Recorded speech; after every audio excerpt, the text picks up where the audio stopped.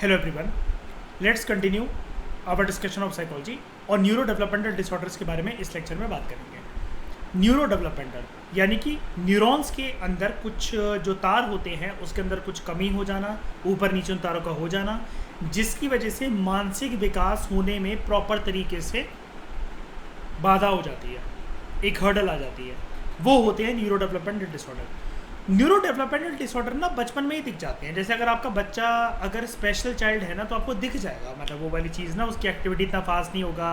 हो सकता है वॉशरूम स्किल्स को या फिर कपड़े चेंज करने की स्किल्स को, खाना पीना, टॉयलेटिंग नीड्स, इन सब को वो अच्छे से कर नहीं पाएगा जिस स्पीड से या जिस एक्यूरेसी के साथ उसकी एज के बच्चे कर रहे होंगे। तो आपको समझ में आ जाता है, ठीक है।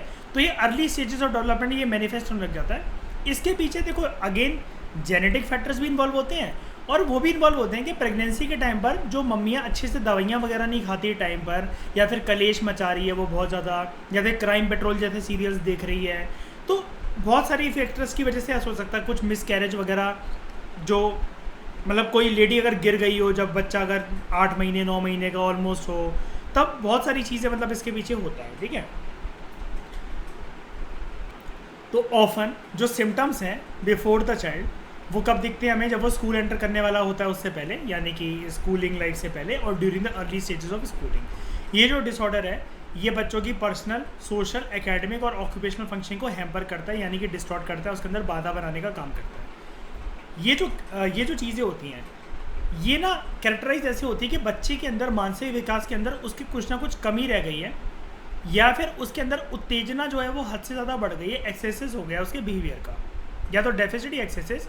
और वो अपनी एज के हिसाब से जो एक हर एक एज में जैसा एक बिहेवियर चाहिए होता है, एक्सपेक्टेशन जो होती है सोसाइटी के हिसाब से, वो उसमें डिले कर जा रहा है। बच्चा अपनी एज के हिसाब से उतना वो नहीं कर पा रहा। बंदा मतलब ऐसा बिहेव कर रहा है कोई मिल गया का, जैसे रोहित मेहरा, ठीक है। तो अब यहाँ पर हम लोग पढ़ते हैं बड़े सारे न्यूरो डेवलपमेंटल डिसऑर्डर्स। एक होता है ADHD, एक जगह अपना अटेंशन लगाकर बैठ ना पाना, इधर उधर से भागते रहना। एक होता है ऑटिज्म डिसऑर्डर, जिसको ऑटिज्म स्पेक्ट्रम भी कहते हैं। एक intellectual disability, mild, moderate, severe, profound, 70 से IQ जिसका कम होता है वो स्पेशल चाइल्ड होते हैं, ठीक है। लक्ष्मण रेखा मतलब 70 से IQ नीचे जिसका होता है उसकी शुरू हो जाती है। और स्पेसिफिक लर्निंग डिसऑर्डर जैसे डिसलेक्सिया वगैरह, जो कि तारे ज़मीन पर मूवी में दरशील को था, ठीक है। ये जो डिसऑर्डर्स हैं अगर इनको ध्यान ना दिया जाए तो ये आगे चलकर, अभी तो बचपन में डेवलप हुए हैं, ये और ज़्यादा सीरियस और लंबे समय तक बन सकते हैं जैसा जैसा बच्चा बचपन से एडल्टहुड में पहुंचता जाएगा। तो सबसे पहले बात करते हैं ADHD की। ADHD में दो चीज़ें होती है, फुल फॉर्म देखो ADHD की, अटेंशन डेफिसिट, यानी कि बच्चे को अटेंशन में कमी है, अटेंशन अच्छे से दे नहीं पाता, या फिर उसके अंदर हाइपर एक्टिविटी बहुत जाता है। और देखो मजाक की बात यही है, जिसमें हाइपर एक्टिविटी बहुत ज़्यादा होती है वो अटेंशन दे नहीं सकता किसी भी चीज़ को। एक जगह बैठना उस बच्चे का मुश्किल, मूव करता रहता है इधर से उधर, उसका 15 मिनट के अंदर बैठना, कोई आपने उससे बोल दिया कि चुपचाप तुम खड़े रहो तो वो चुप रह नहीं सकता, मतलब कुछ ना कुछ वो करता रहेगा। अगर किसी के बगल से भी निकला ना उसको मार के, नोच के, बाल नोच के कुछ ऐसा निकलेगा। अब ये थोड़े थोड़े सिम्टम्स तो हम लोगों में भी होते हैं। जैसे मेरे स्कूल के जो रिपोर्ट कार्ड होती थी, फर्स्ट क्लास से लेकर, फर्स्ट तो छोड़ो, LKG से लेकर 12वीं क्लास तक हर साल मेरा रिमार्क यही रहता था, over talkative, over talkative, over talkative. और बचपन से मतलब मैं परेशान होती थी टीचर मुझे लेकर। बचपन में तो उंगलियों में पेन फंसा फंसा कर दबाती थी कि और करेगा बातें, मैं कहता हाँ करूँगा। मतलब मैं थोड़ा सा बदतमीज़ टाइप का था कि अगर वो पूछती थी कि जब चाटा मारा किसी टीचर ने, करेगा? हाँ करूँगा करूँगा करूँगा करूँगा करूँगा, कि मारी तो लोगी, क्या कर लोगी, ठीक है। तो दो मेन फीचर्स क्या होते हैं ADHD के, वो होता है एक तो पर्सन अटेंशन नहीं दे पाता बच्चा, और दूसरा वो हाइपर एक्टिव होता है और इम्पल्सिविटी उसके अंदर बहुत ज़्यादा होती है। जो बच्चे इनअटेंटिव होते हैं ना, वो उनको बहुत डिफिकल्टी होती है कि वो अपना मेंटल एफर्ट एक जगह सस्टेन नहीं कर पाते, फिर चाहे वो खेल रहे हो या कुछ काम कर रहे हो। उनका बहुत मुश्किल से समय बीतता है क्योंकि वो अपने माइंड को किसी एक पर्टिकुलर चीज़ पर या एक पर्टिकुलर इंस्ट्रक्शन पर फॉलो नहीं कर पाते। अगर आपने उनसे बोला कि मैं तुम्हें एक चॉकलेट दूंगा, just keep finger on your lips for 15 minutes, वो फेल हो जाएंगे इस चीज़ में, हाथ पड़ेंगे, मूव कर जाएंगे, चले जाएंगे वहाँ से। कॉमन कंप्लेंट्स ऐसे बच्चों की क्या होती है, ये बच्चा किसी का कहना नहीं मानता, कंसंट्रेट कर नहीं पाता, इंस्ट्रक्शन को फॉलो करता नहीं है, डिसऑर्गेनाइज रहता है, मतलब कपड़े वगैरह अच्छे से ना पहनना और वो करना, बाल अच्छे से कॉम्ब ना होना, कहाँ खड़ा है, कहाँ बैठा है, कहाँ सो रहा है, कहाँ नहा रहा है, किसी चीज़ का होश नहीं, रूम बिल्कुल इसका तहस नहस पड़ा रहता है। ईजिली डिस्ट्रैक्ट हो जाता है, कोई भी नई चीज़ मतलब दिख जाए मिल जाए, भूल जाता है, अपने असाइनमेंट वगैरह स्कूल के फिनिश नहीं करता, और बोरिंग एक्टिविटीज़ पे क्विकली इंटरेस्ट लूज कर देता है। जैसे बहुत सारी चीज़ें होती है बोरिंग एक्टिविटीज़। हम लोग जब बच्चे थे तो आपको पता होगा कि जैसे मम्मी हमें कहीं ले गई या घर वाले कहीं ले गए किसी हवन में, या किसी के पूजा है, या किसी का कोई बात चल रही है, कुछ भी करके कोई बड़े बुजुर्ग बात कर रहे हैं, तो हम बोर होते रहते हैं, लेकिन फिर भी हमें बैठना पड़ता है तो बैठ जाते हैं, कोई बात नहीं। जैसे कोई मम्मी ने बोला कि 5 मिनट शांत बैठ जाओ, यहाँ से जब चलेंगे तो रास्ते में जो तुम कहोगे वो खिलाऊंगी मैं तुम्हें, तो वो चुपचाप हम लोग बैठ जाते हैं। लेकिन ये बच्चे नहीं बैठ पाते, ये तो तब तक वो आतंकी बचाते हैं उस घर के अंदर। अब जो बच्चे इम्पल्सिव होते हैं, हमने डिसऑर्डर ADHD पढ़ रहे हैं, अटेंशन डेफिसिट, अभी हमने अटेंशन वाली इनअटेंटिव बच्चों को देख लिया। हाइपर एक्टिविटी डिसऑर्डर, जिनके अंदर इम्पल्सिविटी ज़्यादा, उत्तेजना बहुत ज़्यादा है, एड्रेनल रश की भावना बहुत ज़्यादा है। तो दो children who have high amount of adrenal rush, impulsive वो बहुत ज़्यादा है, they are unable to control their immediate reactions. यानी कि किसी को भी नोच के निकल जाएंगे, किसी को पिन चुबा देना, ठीक है, कोई कुछ बैठ रहा है तो वहाँ पर किसी को पेंसिल भोंक कर निकल जाना, किसी के बाल खींच लेना, मतलब अपना डोपामिन रिलीज करवाने के लिए ना, मतलब ये कुछ ना कुछ करते रहते हैं, ठीक है। और they cannot think before they act, ठीक है, एक्शन पहले ले लेते हैं और सोच समझ के नहीं लेते। They find it difficult to wait और टेक टर्न्स, मतलब रोड क्रॉस करना और वो करके उसको बहुत दिक्कत होती है। इमीडिएट टेम्पटेशंस को रोक नहीं पाते। अगर आइसक्रीम खानी है तो इतना इंतजार नहीं है कि थोड़ा चटोरेपन को अपने कंट्रोल कर लें, जबान के बहुत लालची होते हैं। And they delay gratification, immediate satisfaction को चाहिए, जो चाहिए वो चाहिए, इस बात के ऊपर कलेश कर देंगे, रोने लग जाएंगे और टेस्टनेस कर देंगे पूरे घर का माहौल। अब ऐसे बच्चे जो इम्पल्सिव और इनअटेंटेड दोनों है ना, जिनमें ADHD की संभावना होती है, ये लोग सिर्फ ऐसा नहीं है कि रोएंगे, टेंट्रम्स दिखाएंगे, चीखना चिल्लाना मचाएंगे, नहीं, माइनर मिस हैपनिंग्स ऐसे बच्चों के साथ ही होती है। They knocking things over that are common, मतलब बार बार किसी चीज़ को पटकते रहना। जैसे मतलब मान लो कि मम्मी ने बोला कि अभी खाना ला रही हो, तो थालियां बजाते रहना।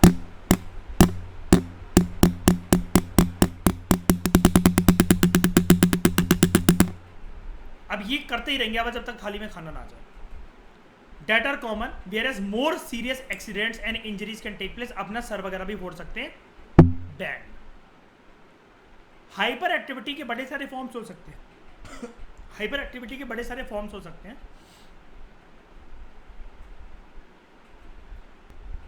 हाइपर एक्टिविटी के बड़े सारे तरीके फॉर्म हो सकते हैं, अलग अलग वे में देखने को मिलती है हमें।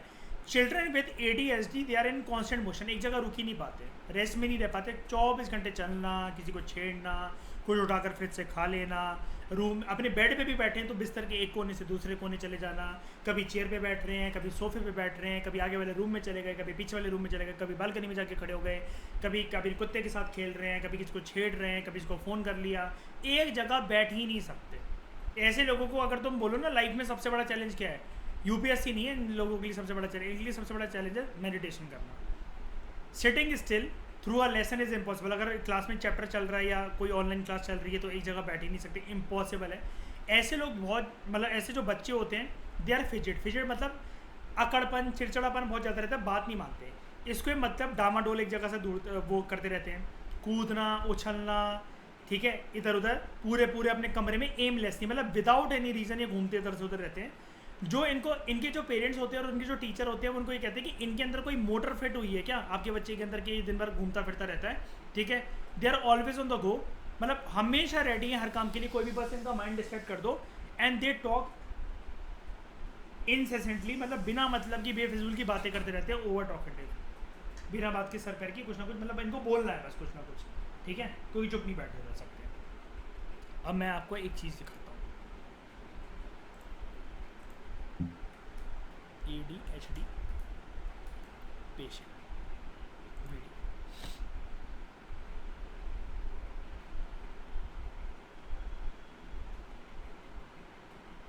अब एक बार के लिए अगर आप इस बच्चे को देखो ना, तो आप ये देखना कि कुछ ना कुछ इसको करना है, कुछ ना कुछ, मतलब एक जगह बैठ ही नहीं सकती है, अच्छी खासी बड़ी है, इतनी भी वो नहीं है डॉक्टर के पास आई है वो करके आई है, लेकिन इसकी हरकतें देखना, मतलब एक बारी, और मैं थोड़ा सा इसको फास्ट कर देता हूँ, ये देखो मम्मी के ऊपर वो करके,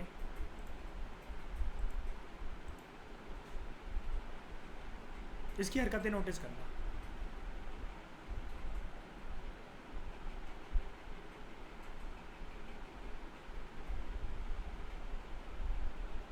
ये देखो, मतलब उसको कुछ ना कुछ क्यूरियोसिटी है, कुछ ना कुछ करना है, जानना है, गर्दन हिलानी है, मतलब अब ऐसे कौन, इतनी बड़ी लड़की कोई ऐसे तो ये दिखाती नहीं बदतमीजी वजह से डॉक्टर का स्टेथोस्कोप खींच रही थी, अपनी माँ के टॉप पे वो चला रही है फ्रिस्बी।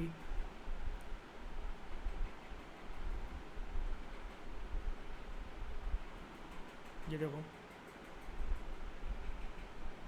हमारी कशिश करती है फ्री टाइम में शायद से, ऐसा क्यों कशिश?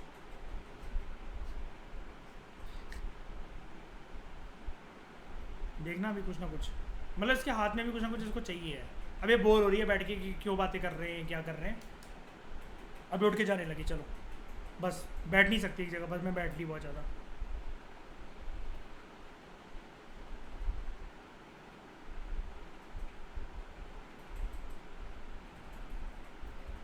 ये देखो,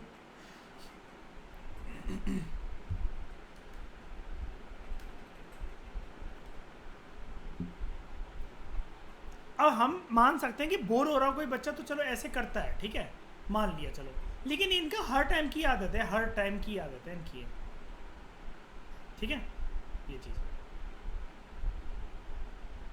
वापस autism disorder, autism spectrum disorder, क्योंकि ऑटिज्म एक वैरायटी है पूरी की पूरी डिसऑर्डर की, कैटेगरी है, बास्केट है, बकेट है।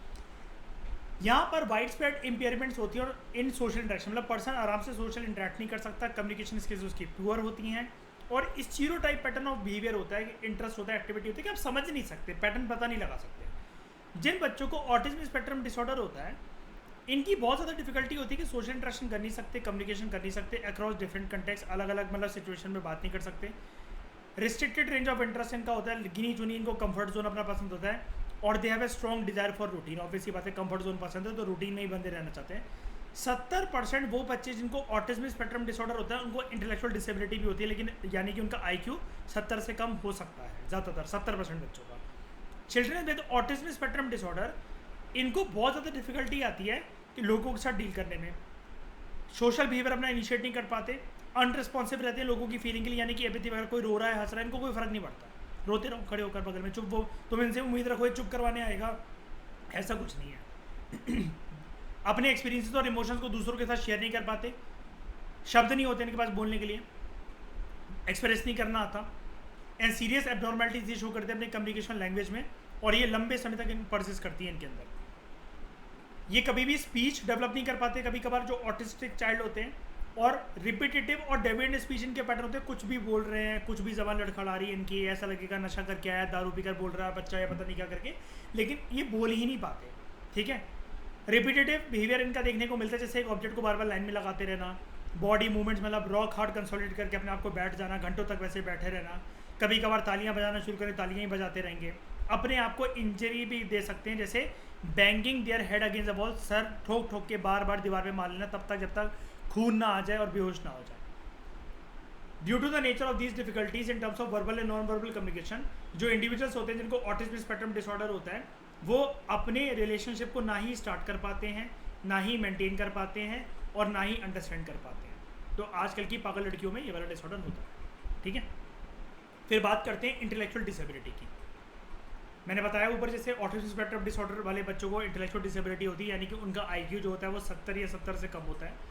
इनको कमी या इम्पेयरमेंट देखने को मिलती है अपने अडेप्टिव बिहेवियर के अंदर, तो ये अपनी self care, home living, toileting needs वगैरह, कपड़े चेंज करना, एकेडमिक स्किल्स वगैरह ये सब नहीं कर पाते, और 18 साल तक जो इनका विकास शारीरिक और मानसिक हो जाना चाहिए, शारीरिक शायद से हो सकता है लेकिन मानसिक नहीं हो पाता, इसलिए तो हम इनको इंटेलेक्चुअली डिसेबल्ड बोल रहे हैं।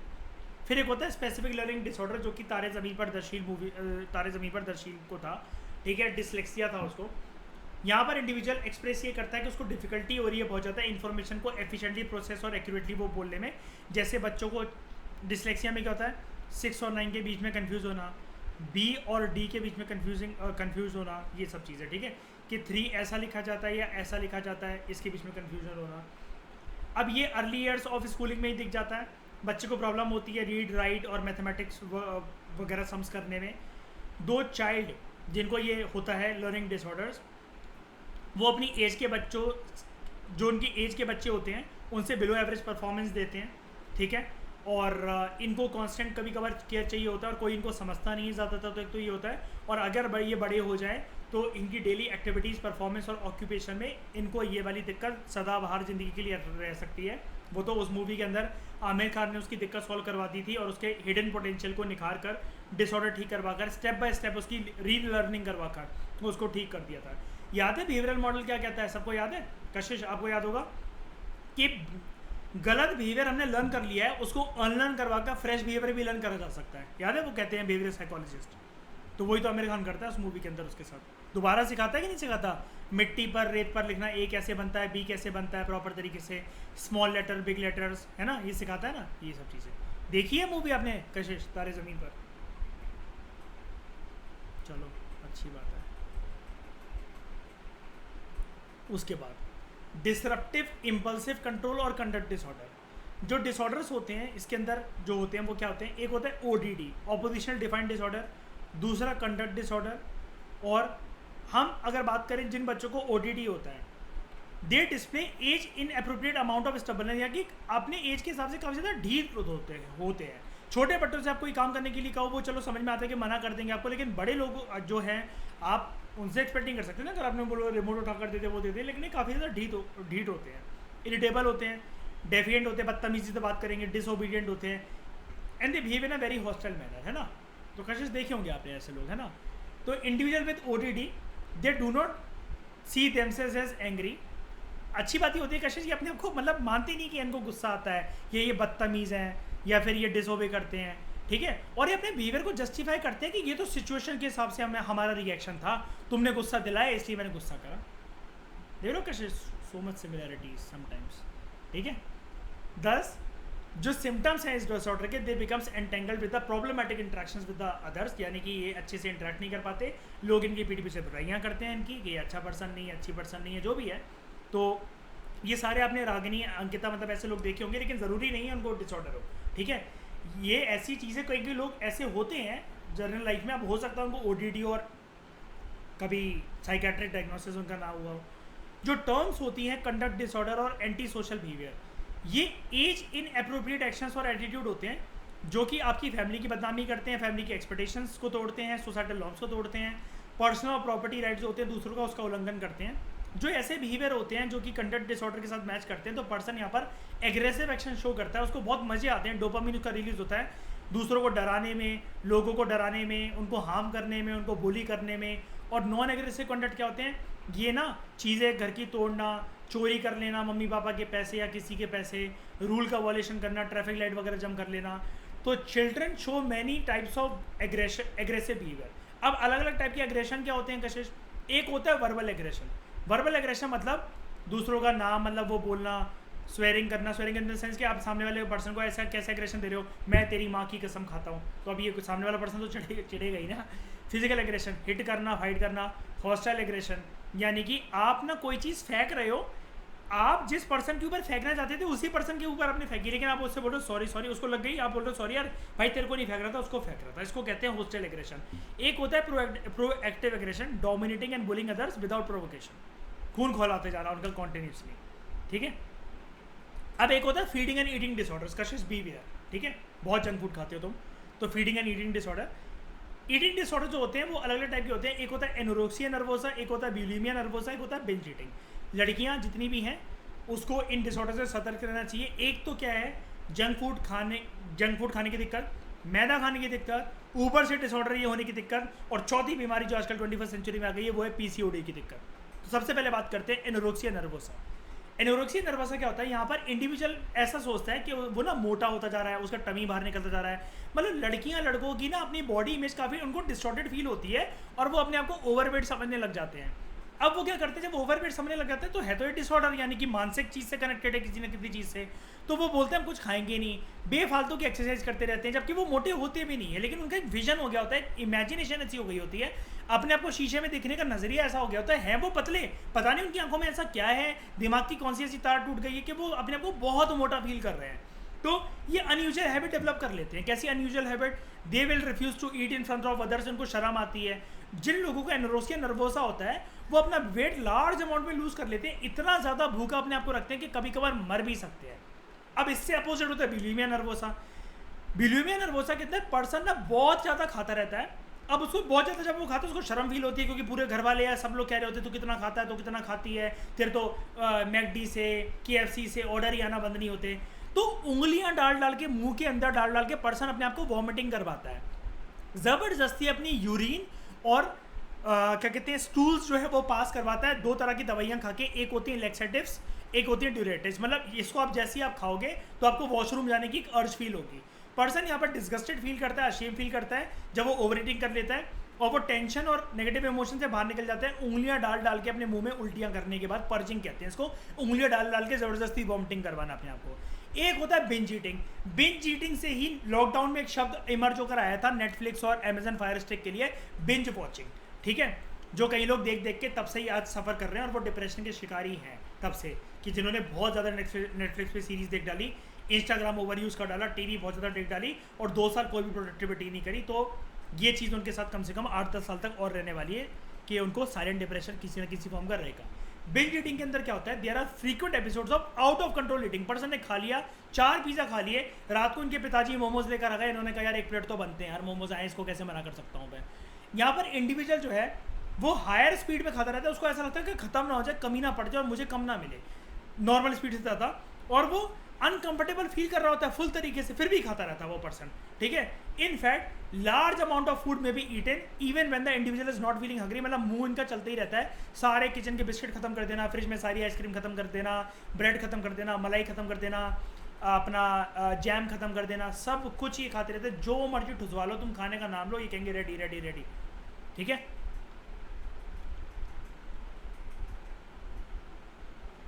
फिर बात करते हैं सब्सटेंस रिलेटेड और एडिक्टिव डिसऑर्डर्स की। चरस, गांजा, cocaine, heroin, sugar, brown sugar, LSD, marijuana, weed, ठर्रा, संतरा, पाइंड, विस्की, रम, वोडका, जिन, इन सारे डिसऑर्डर्स ये कैसे बनते हैं इसको समझते हैं। नशा, हुक्के से शुरुआत हो सकती है पर्सन की लाइफ में और वो पहुंच कहाँ सकता है, अब समझते हैं उसको। ठीक है, जो एडिक्टिव डिसऑर्डर्स होते हैं ये कभी कभार, चाहे इसमें पर्सन हाई कैलोरी का फूड इनटेक करें और वो पर्सन मोटा हो रहा है, मोटे होने के साथ साथ कभी कभार पर्सन ना सिर्फ खाने की वजह से मोटा नहीं होता। राइटर आपको ये कह रहा है कि कभी कभार वो ना सब्सटेंस अब्यूज यूज़ करने की वजह से भी मोटा हो जाता है, जैसे एल्कोहल, कोकीन और हीरोइन। हम अपने कोर्स में 3 ही पढ़ने वाले हैं, कोकीन, एल्कोहल और हीरोइन अब्यूज। ठीक है, और यहाँ से आप केस स्टडी बीइंग का कल को जाके DM वगैरह बन रहे हो तो आप समझ पाओगे कि बात सिर्फ इसकी नहीं होती, कभी कभार नशे में पर्सन कोई ऐसा काम कर देता है, फिर आप कहोगे कि तूने दारू पी क्यों थी, अगर तूने इस लड़की के खिलाफ मोलेस्टेशन करी, तब आप समझोगे जब आप केस स्टडी वगैरह कभी करोगे फ्यूचर में जाकर। तिहाड़ में ऐसा होता है कि नेसेसरी शाम को 7 बजे जो भी इनकी टाइमिंग होती है ना, जो चरसी लोग होते हैं इनको चरस दी जाती है, वरना मर जाएंगे, इनके हाथ कपकपाने लग जाते हैं, वॉमिटिंग होने लग जाती है। इट इज़ जस्ट लाइक कि जिसको कॉफ़ी पीने की बहुत आदत है, जैसे मतलब मुझे थी 18 कप कॉफ़ी पीने की आदत, जब मुझे वो नहीं मिलती थी तो तलब फील होती थी, हाथ कपकपाने लग जाते थे, गुस्सा आता था, आंखें लाल हो जाती थी, शरीर बीमार बीमार सा फील होने लग जाता था। कैफीन की भी आदत ऐसी होती है, कैफीन भी एक प्रकार का नशा होता है। ठीक है, तो जो डिसऑर्डर्स होते हैं, जो मालरेटिव बिहेवियर जो बन जाते हैं आपके, वो ऐसे ही बनते हैं कि कभी कभार पर्सन ना सब्सटेंस का अब्यूज़ करता है, तो यहाँ से एक डिसऑर्डर की कैटेगरी बनती है सब्सटेंस अब्यूज़, या फिर जिसको हम लोग कहते हैं एडिक्टिव डिसऑर्डर। यहाँ पर पर्सन को प्रॉब्लम क्या हो जाती है, वो ओवर यूज़, एक होता है यूज़, और जब वो हद से ज़्यादा क्वांटिटी में करने लग जाते हैं, जैसे कई लोग ये जस्टिफाई करते हैं कि ड्रिंक करते हैं भाई, हमारे घर में हमारे अलाउड है हुक्का पीना, हल्की हल्की दारू पीना, इसमें कोई गलत बात नहीं है, तो वो यूज़ है। लेकिन अगर आप हद से ज़्यादा, कोई आपको गम हुआ, आपके नंबर कम आ गए, आपका बॉयफ्रेंड आपसे बात नहीं कर रहा, गर्लफ्रेंड आपके आपसे बात नहीं कर रही, किसी ने आपको ब्लॉक कर दिया, आप दारू पीकर बैठ गए, आप हुक्का लगा कर बैठ गए, आप जॉइंट लेने लगे, आप वीड फूक रहे हो, तो ये होता है अब्यूज़। एल्कोहल का करते हैं लोग अब्यूज़, कोकीन का करते हैं, टोबैको का करते हैं और ओपियोइड्स का करते हैं।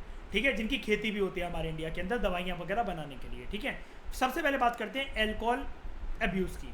जो लोग एल्कोहल को कंज्यूम करते हैं लार्ज अमाउंट में, वो इससे अफेक्ट होते हैं और उनको डिफिकल्ट सिचुएशन होती है ऑलमोस्ट डेली लाइफ में। इवेंचुअली जो ड्रिंकिंग होती है, एल्कोहल मतलब जो लोग पीते हैं, वो उनके सोशल बिहेवियर के साथ इंटरप्ट करती है और अच्छे से उनको सोचने और समझने में की क्षमता उनके अंदर खत्म कर देती है। इनकी जो बॉडी होती है आगे चलकर टॉलरेंस डेवलप कर लेती है एल्कोहल के लिए। टॉलरेंस का मतलब क्या होता है, अभी तक मुझे जो बियर का नशा जो फील होता था अंदर से, जो खुशी होती थी, वो 1 बॉटल से होती थी, अब 4 बॉटल से भी नहीं हो पा रही। इसको कहते हैं टॉलरेंस बिल्ड करना, यानी कि मेरी कैपेसिटी डेवलप हो गई। ऐसी कॉफ़ी के साथ होता है, जैसा कि मैं आपको बता रहा हूँ, मैंने 18 कप कॉफ़ी कैसे शुरू कर दी थी, एक पहले जो कॉफ़ी का नेस्कैफे का पाउच होता था वो उतना फेट पैदा कर देता था, बाद में 6 कप कॉफ़ी पीने के बाद भी 1 कप कॉफ़ी जैसा भी फील नहीं होता था, तो लगता था और पियो और पियो और पियो, ठीक है। तो और ये लोग कभी कभार जब दारू को छोड़ने की कोशिश करते हैं तो दारू मानसिक स्थिति के ऊपर इस प्रकार से हावी हो जाती है कि पर्सन विड्रॉल सिम्टम फील करता है कि जब पर्सन रोक देगा ना दारू को पीना तो वो चिड़चिड़ाएगा, चीज़ें पटकेगा, उसके हाथ कपकपाएंगे, उल्टियाँ होंगी, उसे आंखें लाल हो जाएंगी, उसे फिट्स पड़ेंगे कभी कभार। एल्कोहलिज्म करोड़ों फैमिलीज को हिंदुस्तान में पूरे विश्व में बर्बाद करती है, सोशल रिलेशनशिप को टार्निश करती है, करियर को बर्बाद करती है। ऑब्वियसली बात है, मेरी बंदी ने मुझे डेट पे बुलाया, मेरे मुंह से दारू की स्मेल आ रही है, वो कह रही बग साले यहाँ से, ठीक है। जो इंटॉक्सिकेटेड ड्राइवर होते हैं वो बड़े सारे रोड एक्सीडेंट के लिए रिस्पॉन्सिबल होते हैं।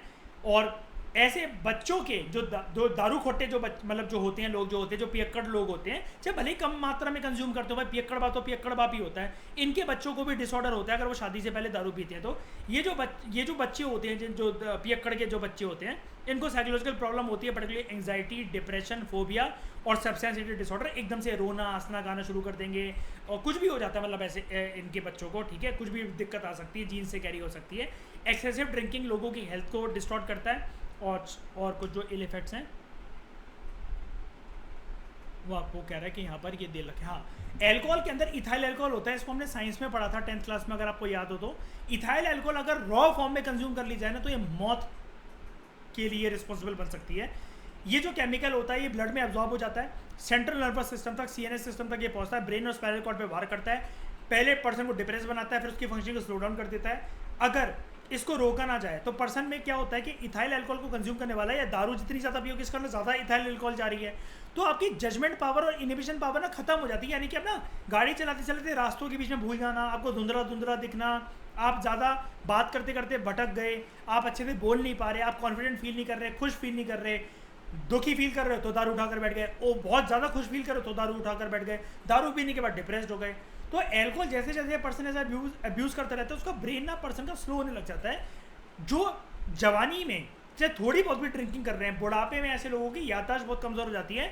घर मतलब बहू बेटी बच्चों को ना ऐसे अपने माँ बाप को, जिनके माँ बाप पियक्कड़ होते हैं, उनको बुढ़ापे में गर्दन में कार्ड लटका कर उनको घर से बाहर निकालना पड़ता है। मतलब कार्ड लटका कर के घर से बाहर जा रहे हो ना जाए कि अगर ये भटक गए, ये भूल जाए कि हम बेटा कहाँ रहते, रोड पे किसी से पूछते हैं, तो इनके गर्दन में कार्ड देके कोई इनको सही घर तक पहुँचा दे। फॉर एग्जाम्पल, ड्रिंकर जो होते हैं they are unable to make sound judgment, इनकी स्पीच लेस केयरफुल होती है, लेस क्लियर होती है, मेमोरी इनकी याददाश्त कमज़ोर होने लग जाती है, कभी कभार इमोशनल हो जाते हैं, कभी कभार लाउड हो जाते हैं, कभी कभार एग्रेसिव हो जाते हैं, और भी इनकी डिफिकल्टीज होती है, चलना फिरना, हियरिंग वगैरह की दिक्कत, और आगे चलकर बुढ़ापे में अल्टीमेटली मौत हो जाना, ठीक है। फिर होता है हीरोइन अब्यूज़। हीरोइन जो है वो सिग्निफिकेंटली इंटरफेयर करता है आपका सोशल और ऑक्यूपेशनल फंक्शनिंग के साथ। मोस्ट अब्यूज़र जो होते हैं वो हीरोइन के ऊपर डिपेंडेंसी डेवलप कर लेते हैं। ये इसको तो आप समझ ही सकते हो, कबीर सिंह, ठीक है, हीरोइन और कोकीन, तो टॉलरेंस बिल्ड कर लेते हैं इसके ऊपर। वही अगेन विड्रॉल सिस्टम छोड़ोगे तो हाथ कब आते हैं। ओवरडोज जो हीरोइन का करता है तो रेस्पिरेटरी सेंटर्स के स्लो डाउन हो जाते हैं, brain almost breathing centre paralyse हो जाते हैं, और पर्सन की मृत्यु भी हो सकती है। लास्ट है कोकीन। रेगुलर यूज जो लोग कोकीन का करते हैं तो वो इंटॉक्सिकेटेड रहते हैं, पूरे दिन वो नशे में रहते हैं, पूरे दिन जोश में हैं, पूरे दिन नाच रहे हैं, गा रहे हैं, डिप्रेशन में पड़े हुए हैं। लेकिन ऐसे लोगों को क्या होता है, इनकी शॉर्ट टर्म मेमोरी अच्छे से काम नहीं करती, या टेंशन नहीं दे सकते किसी काम पर बहुत ज़्यादा टाइम तक, और इनको ड्रग ज़्यादा से ज़्यादा चाहिए होता है डिजायर्ड इफेक्ट्स को फील करने के लिए, क्योंकि टॉलरेंस बिल्ड कर लिया है। और अगर इसको रोक दे तो विड्रॉल सिम्टम कैसे कैसे होते हैं कोकीन वालों में। ये डिप्रेशन के मरीज, इनकी बॉडी में ऐसा लगता है, इनको थकावट, जैसे मैंने बताया कॉफ़ी छोड़ी तो मैंने ऐसा कभी कभार लगता है कि थकावट है, शरीर थका हुआ है। जो लोग चाय छोड़ देते एकदम से उनको ऐसा लगता है। स्लीप प्रॉब्लम्स, इरिटेबिलिटी और एंग्जाइटी होना। कोकीन जो है बहुत सारे डेंजर्स पोज करती है और साइकोलॉजिकल फंक्शनिंग और फिजिकल वेलबींग को हार्म करती है, ठीक है। और अलग अलग तरह के और कौन कौन से नशे होते हैं जो DSM-5 के अंदर बोल रखे हैं। एल्कोहल, स्टिमुलेंट्स, ठीक है, dextroamphetamines, methamphetamines, cocaine, caffeine, coffee, tea, caffeinated soda. देख रहे हो DSM-5 में इसको भी डिसऑर्डर बताया गया है कि कॉफ़ी, टी वगैरह ये भी डिसऑर्डर बन सकते हैं। चॉकलेट वगैरह भी खाना, क्योंकि शुगर अपने आप में एक नया तरह का डिसऑर्डर है। कैनाबिस, मैरिजुआना या जिसको भांग कहते हैं, hallucinogens, LSD is not Love Sex and Dhokha but is a kind of drug, ठीक है। और मेस्कलाइन। इनहेलिटेंट्स क्या होते हैं, गैसोलीन, ग्लू, पेंट, थिनर्स। ये जो नहीं होता वो जो लड़कियां वो नेल पॉलिश रिमूवर यूज़ करती हैं, या फिर जो फ्लूइड यूज़ कम करते थे बचपन में, वाइटनर जिसको बोलते थे, इसके भी नशे होते हैं। कई लोग ना फॉइल पेपर के ऊपर रखकर इसको सूंघते हैं, ठीक है। टोबैको, सिगरेट, बीड़ी वगैरह।